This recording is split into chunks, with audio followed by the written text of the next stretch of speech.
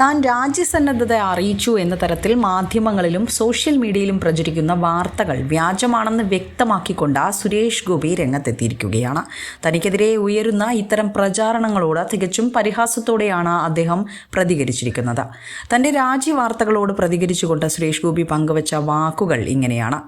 സുരേഷ് ഗോപി രാജ്യസന്നദ്ധതയെ അറിയിച്ചു. നിങ്ങൾ അറിഞ്ഞിരുന്നോ?